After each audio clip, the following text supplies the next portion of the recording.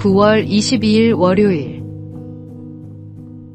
포크를 놓지 마세요. 미국 서부 지역의 교우들이 자주 찾는 한 수련회 장소에는 포크로 복음을 전하는 전설적인 조리장이 있었습니다. 40년 동안 시설을 찾는 성도들에게 맛있는 요리를 만들어주던 조리장은 무엇보다 디저트에 가장 공을 들였습니다. 식사가 끝나고 디저트가 나오기 직전에 조리장은 식당으로 나와 사람들을 주목시키고 다음과 같이 외쳤습니다. 여러분, 아직 포크를 내려놓지 마세요. 가장 맛있는 요리인 디저트가 아직 나오지 않았습니다. 우리에게 가장 큰 기쁨과 행복이 될 천국이 아직 오지 않은 것과 같이요. 세상을 살아가며 크고 작은 고난이 있을지라도 결국 마지막은 행복이 가득한 천국이 우리의 본향이라는 사실을 조리장은 요리를 통해 사람들에게 전하고 싶었습니다. 이 조리장의 이름은 전해지지 않지만 40년 동안 포크를 놓지 말라며 복음을 전한 조리장의 이야기만큼은 지금도 전설처럼 전해지고 있습니다. 조리장의 유언은 손에 포크를 쥔 채로 관에 넣어달라는 것이었습니다. 조리장이 준비한 디저트처럼 자신의 삶도 마침내 기쁨이 가득한 본향으로 떠난 것이라는 사실을 마지막까지 전하고 싶었기 때문입니다. 오늘의 말씀. 내 아버지 집에 거할 곳이 많도다. 그렇지 않으면 너희에게 일렀으리라. 내가 너희를 위하여 거처를 예비하러 가노니. 오늘의 만나. 이 땅의 삶은 천국을 향한 여정입니다. 영원한 본향을 바라보며 오늘도 소망 가운데 살아가십시오.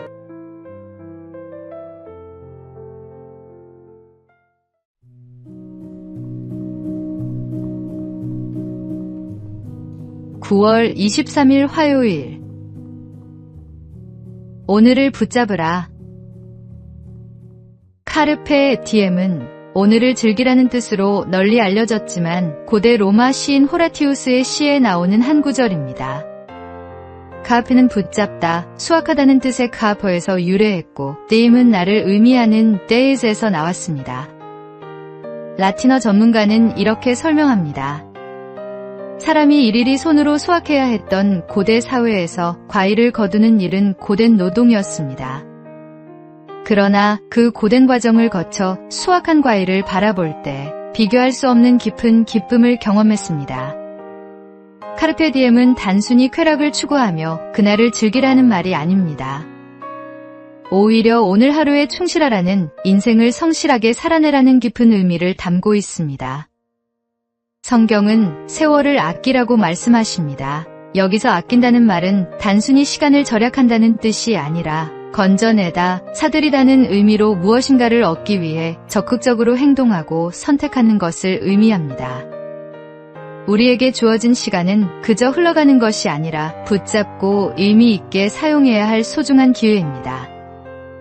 오늘은 하나님께서 우리에게 허락하신 선물이며 그분의 뜻을 이루기에 가장 좋은 날입니다. 그래서 우리는 이 오늘이라는 시간을 허투루 보내지 말고 전심으로 붙잡아야 합니다. 오늘을 가치 있게 사는 사람이 결국 참된 기쁨과 열매를 누릴 수 있습니다. 시간은 지나가지만 그 안에서 우리가 남기는 순종은 영원한 열매가 됩니다. 오늘의 말씀.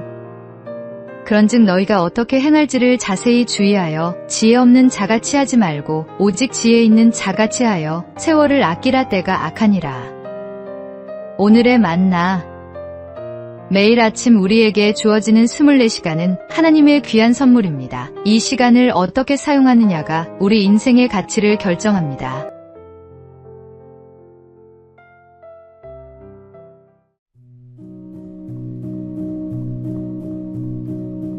(9월 24일) 수요일. 은혜에 익숙해지지 않도록. 미우라 아야코가 쓴 소설 빙점은 지금까지 출판된 일본 소설 중에서 가장 많은 언어로 번역된 책이라고 합니다. 아야코는 폐결핵과 척추질환으로 13년 동안이나 병원에서 요양을 했습니다. 삶에 대한 미련도 꿈도 모두 잃어버린 아야코는 신실한 크리스천인 마에카와쇼의 헌신으로 주님을 만났고 그와의 결혼으로 인생의 희망을 찾을 수 있었습니다. 병약한 아야코의 모든 수발을 들고 소설가라는 꿈을 응원해준 남편의 헌신은 진정한 사랑이 아니고서는 감당할 수 없는 수고였습니다. 그러나 그런 남편의 사랑도 해가 지날수록 당연한 것으로 느껴졌고 때로는 실증이 났습니다. 남편의 사랑을 당연시 여기는 자신의 모습을 깨달은 아야코는 바로 회개했고 훗날 수필에 당시의 심정에 대해 다음과 같이 적었습니다. 병약한 나와 결혼해준 남편이 처음엔 무척이나 고마웠다. 그러나 결혼 생활에 익숙해지자 고마움은 사라지고 오히려 화를 내고 짜증을 내는 나의 모습이 드러났다. 익숙해진다는 것은 참으로 무서운 것이다. 하나님, 저를 구원해 주신 놀라운 은혜에도 익숙해지지 않도록 인도해 주세요. 은혜에 익숙해질 때 죄에 무뎌지고 회개를 잊게 됩니다. 십자가의 놀라운 은혜는 매주 매일 새로운 감격으로 우리 마음에 샘솟아야 합니다. 오늘의 말씀. 그러므로 우리는 긍휼하심을 받고 때를 따라 돕는 은혜를 얻기 위하여 은혜의 보좌 앞에 담대히 나아갈 것이니라. 오늘의 만나. 하나님의 은혜는 매일 새롭습니다. 익숙함에 속아 감사를 잃지 말고 날마다 새로운 마음으로 주님의 사랑을 누리십시오.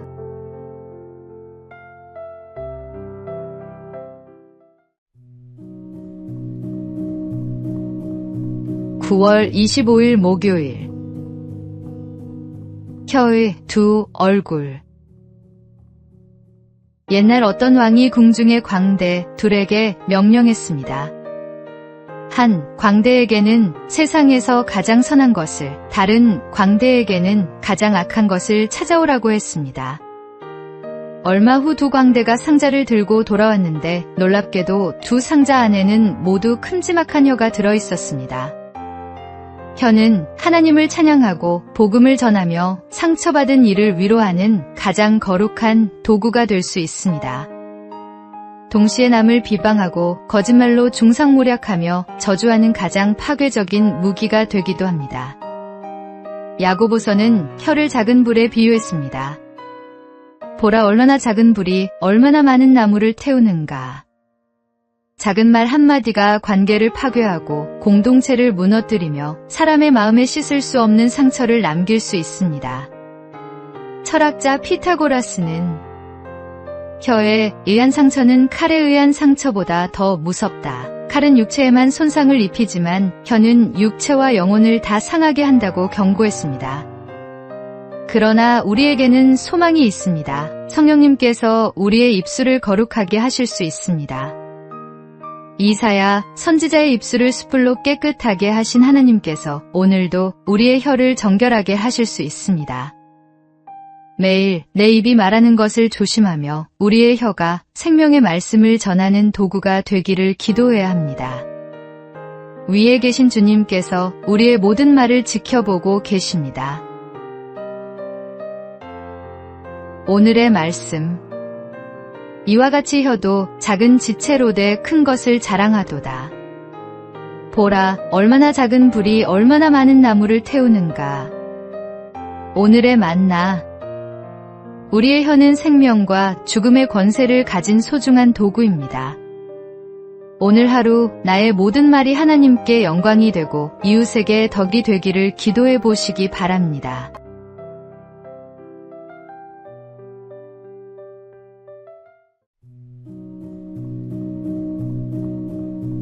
(9월 26일) 금요일.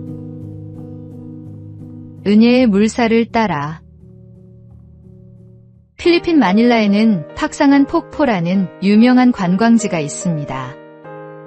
마닐라에서 남동쪽으로 차를 타고 100km나 가야 하지만 이 폭포 하나를 보기 위해 많은 관광객이 하루 종일 시간을 들여 찾아갑니다. 팍상한 폭포를 보려면 강 하류에서 보트를 타고 올라가야 합니다. 사람의 때가 묻지 않은 원시림을 지나야 팍상한 폭포를 만날 수 있는데 길도 제대로 나 있지 않아 강을 거슬러 올라가야 합니다. 일반인이 노를 저어서는 도저히 나아갈 수 없기 때문에 보트 하나당 숙련된 사공 2명이 올라타 노를 젓습니다. 사람 1명을 옮기기 위해 2명의 사공이 필요한 것입니다. 목적지에 도착하기 위해 사공은 땀을 뻘뻘 흘리며 한시도 쉬지 않고 노를 젓습니다. 관광객들의 말을 들어보면 가만히 앉아서 보기가 미안할 정도라고 합니다. 그러나 폭포를 감상하고 다시 마을로 내려갈 때는 거의 노를 젓지 않아도 된다고 합니다. 물살을 그대로 따라 내려가기 때문에 노를 젓지 않아도 올라갈 때 걸리는 시간보다 훨씬 더 빨리 도착하기 때문입니다. 신앙생활이 힘들게 느껴진다면 혹시 은혜의 물살을 거슬러 살고 있지 않은지 돌이켜 보십시오. 최고의 선장이신 주님께 우리 인생의 방향을 맡기고 은혜의 물살을 거스르지 말고 가만히 따라가십시오. 오늘의 말씀. 내가 여호와를 항상 내 앞에 모심이여 그가 나의 오른쪽에 계심으로 내가 흔들리지 아니하리로다. 오늘의 만나. 하나님의 인도하심을 따라 살 때 삶이 평안해집니다. 내 뜻을 고집하지 말고 주님의 인도를 받는 순종의 삶을 살아가십시오.